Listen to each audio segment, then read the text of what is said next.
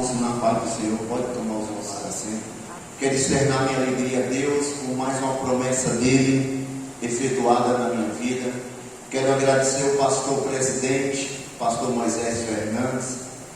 Quero agradecer também o vice Joel Duarte, a coordenação da escola dominical Lucas Batista. Agradecer também o nosso bispo, doutor Oides do Carmo.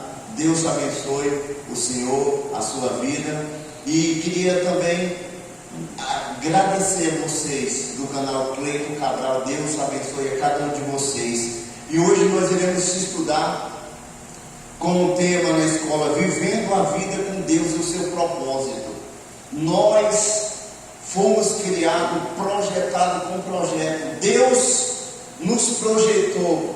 Então a nossa vida tem que ter projeto, tem que ter sentido. A Bíblia diz que quando Deus criou o universo, Ele formou a natureza, os animais, cada coisa. Então, meus irmãos, Deus, quando Ele criou o universo, Ele tinha um propósito, Ele projetou a nossa existência. A Bíblia diz que Deus criou a natureza, os animais, esse planeta maravilhoso, e Deus projetou. A Bíblia diz que é como uma mulher que está grávida, que planeja ter um filho, e ela prepara um enxoval para receber a criança. E quando a criança nasce, ela explode de alegria. Assim foi Deus na criação do universo. Ele projetou, e quando tudo estava preparado, Ele disse: agora façamos o homem à nossa imagem e semelhança. Olha aí o que Deus nos projetou. Então, meus irmãos, a Bíblia diz que Deus criou nossos primeiros pais, Adão e Eva, no estado pleno de santidade. O homem foi chamado para viver a santidade, para viver um propósito com Deus. E nesses tópicos nós iremos aprender que a nossa vida tem que ter um propósito com Deus. O texto de referência diz que ainda o profeta Jeremias diz que ainda no ventre da sua mãe, Deus já tinha projetado a sua vida, já tinha chamado ele para ser profeta da nação. Há um sentido na nossa vida, há um propósito para essa vida. Diz que nós estamos peregrinando aqui nessa terra, estamos nos preparando para a eternidade. A lição anterior falou de Salomão, de Eclesiastes, que tudo era vaidade, tudo passava, o reinado passava, a riqueza passava, tudo passava, só ia ficar a experiência com Deus. Assim é a nossa vida também, o propósito com Deus. E o tópico 1 aqui, pessoal, vem dizer o seguinte: não precisa você olhar na revista, nós vamos entender o que significa viver com Deus e o seu propósito. Aqui fala que muitas pessoas são dirigidos ou dirigidas pela culpa. A culpa no qual sentido? Todos nós queremos culpar alguém pelos nossos fracassos. Todos nós queremos culpar alguém, ou seja, amigo, pais, pelo nosso fracasso. Quantas pessoas nós já ouvimos dizendo: olha, ele carrega esse sentimento dirigido de culpa. Ele começa a culpar todos pela sua criação. Talvez você não foi bem sucedido na sua vida. Aí você começa a olhar a história, a sua criação com seus pais, e você chega a um ponto de dizer: realmente, o culpado de tudo isso é o meu pai. Não é assim, pessoal? Nós queremos culpar as pessoas, sentimento de culpa. Talvez você traz consigo desde o seu nascimento, desde a sua existência, essa culpa, esse sentimento de culpar, que está dirigindo. As pessoas são dirigidas, muitas pessoas, por essa culpa. Culpa em querer culpar o povo, os amigos, a família.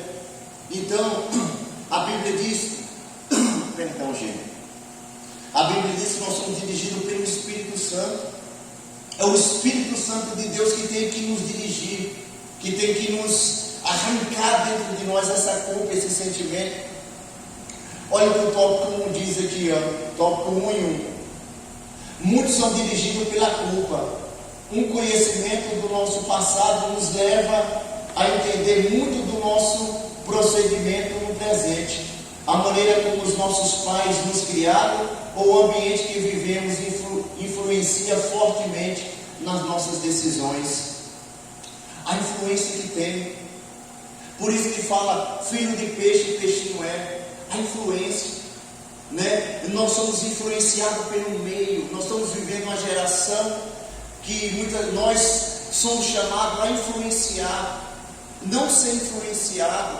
Então, às vezes, o nosso ambiente, o nosso relacionamento, o nosso convívio com nossos pais, ou com as pessoas, ou no trabalho, acaba nos influenciando. E de repente nós já somos influenciados, mas somos chamados para influenciar. A nossa geração é chamada para influenciar. Nós fomos criados com um propósito. Qual é esse propósito? Viver com Deus, preparar a eternidade, influenciar a nossa geração.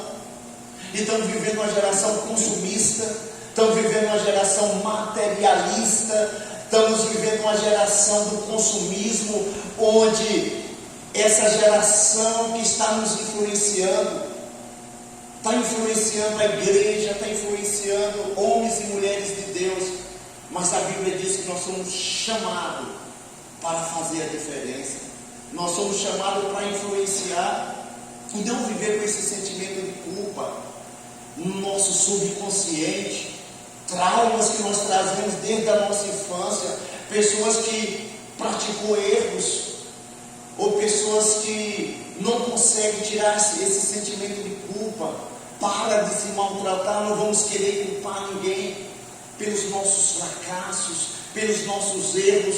O segredo é nós pedirmos perdão a Deus, refletir, olhar para dentro de nós e dizer: os meus pais receberam essa criação, eu não tenho culpa, eu não posso viver me martelando, porque eu não alcancei sonhos, objetivo, ideal na minha vida.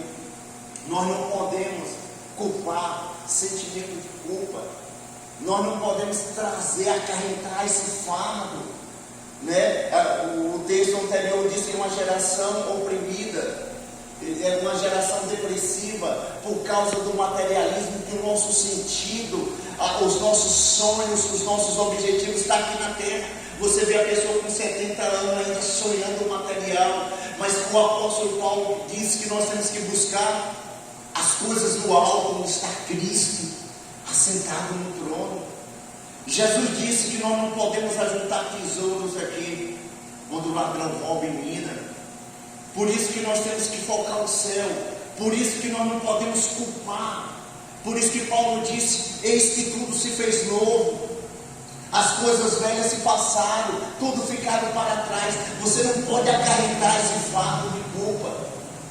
Antigamente eu comecei a questionar e olhava e dizia: eu sou assim por causa da criação dos meus pais. Talvez vocês estão entendendo a lição, o objetivo dela, mostrando a culpa. Pessoas que são dirigidas por esse sentimento, ela não consegue se libertar. Ela disse: olha, eu sou assim porque os meus pais me ensinaram assim, porque eu vivi assim. Não, a Bíblia aqui está nos ensinando a largar esse sentimento de culpa, a se desprender dele e olhar para Jesus Cristo. Olha o que o tópico 1 e 2 fala. 1 e 2: muitos são dirigidos pelo medo. Agora vamos falar sobre o medo. Falamos sobre a culpa, agora é sobre o medo. Muitos são dirigidos pelo medo. Por isso é importante pedir o Espírito Santo que nos revele essa experiência do passado, que tem afetado de maneira negativa a nossa maneira de proceder no presente. Temos que entender que não somos prisioneiros do nosso passado. O medo do futuro baseia-se nas experiências negativas, não pode deixar a pessoa refém. Olha aqui, esquece um pouco a revista, você vai focar naquilo que o Espírito Santo vai te absorver. Você tem a revista em casa, sim ou não? Você estuda, mas aqui está dizendo que nós não somos prisioneiros do nosso passado. Nós não podemos ficar refém, nós não podemos. O apóstolo Paulo disse que ele tinha um espinho na carne, né? Nós não vamos esquecer o nosso passado, mas nós não podemos trazer isso como algo que vai nos alimentar a nossa alma. Quantas pessoas que vocês conhecem que são prisioneiras do passado, e que a sociedade diz: olha, esse aí foi aqui, esse aí já foi aqui, foi um criminoso, foi uma prostituta no passado, foi um ladrão, esse aí já fez tanta coisa errada. E até no nosso meio existem pessoas que querem mostrar o nosso passado. Tem uma frase que diz que o homem olha o teu passado para atingir o teu presente e acabar com o teu futuro. Porém, Deus apaga o nosso passado, Ele perdoa os nossos passados, Ele abençoa o nosso presente, e é Deus que projeta o nosso futuro. O nosso futuro será um futuro de glória, de eternidade, porque, meus irmãos, acima do teu sofrimento, acima do teu passado, das tuas lágrimas, existe uma eternidade, existe um céu reservado para nós. Por isso que nós temos que nos alegrar, por isso que nós temos que nos desprender do nosso passado. O que ficou para trás ficou, agora nós temos que nos lançar para a eternidade. Então nós não podemos viver com um sentimento, ou seja, nós não podemos ser dirigidos pelo sentimento de medo, de culpa, de erro, de coisas que nós fizemos errado, ficou para trás. A Bíblia diz: quem poderá acusar os eleitos de Deus? Nós não podemos trazer esse fardo de medo, de passado. Nós temos que olhar para o presente. A Bíblia diz que Deus joga tudo no esquecimento, no mar do esquecimento. Ele não lembra nada. A Bíblia diz que o olhar de Deus está para o presente. Agora, para refletir, se o olhar de Deus está nos vendo agora. Deus não quer saber o que nós fizemos ontem, mas Ele vê o hoje. Por isso que hoje é o dia de nós pedir perdão a Deus. Por isso que hoje é o dia de nós recomeçar a nossa vida. Por isso que hoje é o dia de eu dizer: eu errei, eu falhei, eu não vou alimentar o meu passado, eu vou começar uma vida nova. E as pessoas não entendem disso, mas o ano passado, o ano de 2019, ele fazia isso, ela fazia aquilo. Mas o ano passado, o ano de 2020, Deus te abençoou, te chamou para um propósito novo. A nossa vida, a nossa existência tem um propósito, tem um sentido na vida. Nós não fomos criados, fomos projetados para algo. O profeta, a Bíblia diz que Deus projetou Jeremias ainda no ventre da sua mãe. Deus te projetou ainda no ventre da sua mãe. Deus te escolheu para estar hoje aqui, para fazer a obra dele. Deus te vocacionou para a vitória. Deus te vocacionou para um propósito nessa terra. Ninguém consegue viver sem propósito, sem objetivo. A vida sem propósito, e por isso que o texto diz: vivendo a vida com Deus e o seu propósito. Qual é o propósito de Deus? Quais são os sonhos, os objetivos, os desígnios de Deus? Nós vamos ver agora no ponto 2 ainda e 3. Presta atenção aqui.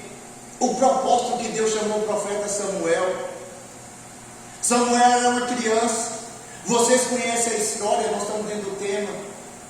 Deus chamou Samuel ainda uma criança. Ana orou a Deus pedindo um filho. Ela não tinha nenhuma possibilidade de ter um filho. Samuel é um milagre de Deus. Ela pede a Deus em oração. Ela era uma mulher estéril, não tinha, na cultura judaica, não tinha nenhuma possibilidade. Foi um milagre. Ela queria um filho. Deus precisava de um profeta. Deus precisava de um profeta. Ana precisava de um filho. O que é que acontece? Ela entrega, ela ora, ela cumpre o seu voto, entrega o seu filho a Deus. E Deus precisava de um profeta. Quem foi Samuel na história? Ele foi sacerdote, ele foi profeta e juiz do povo. Olha o propósito que Deus requeriu. Ana queria um filho, mas Deus precisava de um profeta para conduzir a nação de Israel.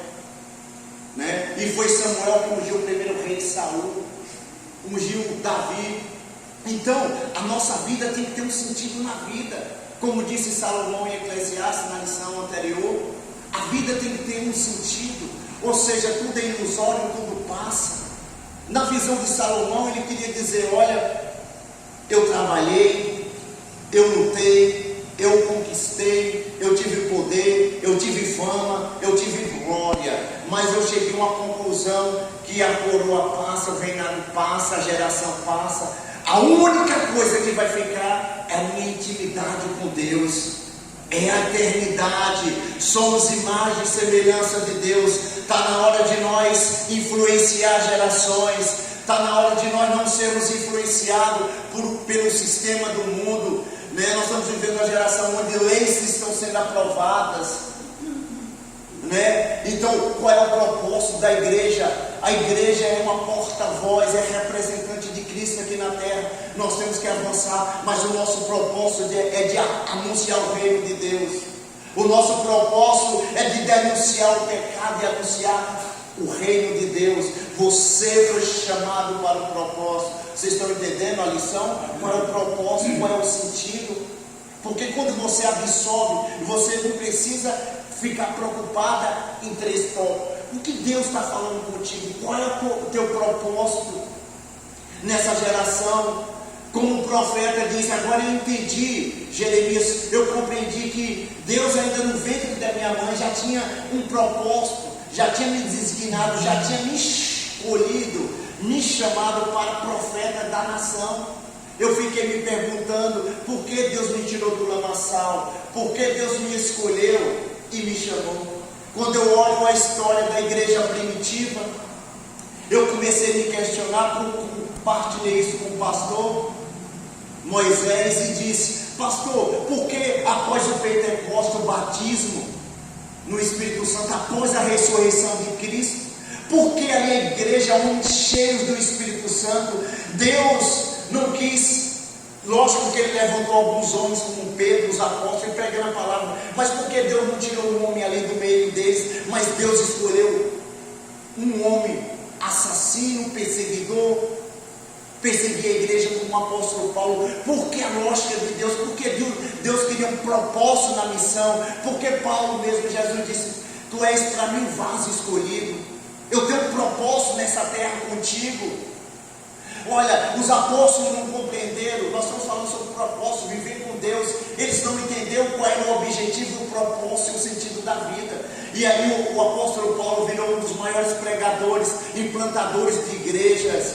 O homem que entregou a sua vida. Ele chegou ao ponto de dizer: não sou eu mais que vivo, mas é Cristo que vive em mim. Então Deus não olha passado, Deus tem propósito, Deus olha o futuro. Então Deus escolhe qualquer um, mas com um propósito nessa existência. Deus, ele é especialista em pegar aquilo que não é e faz ser. Deus é especialista em pegar o lixo e transformar em luxo, em qualidade de vida, em fazer a pessoa ser uma pessoa abençoada.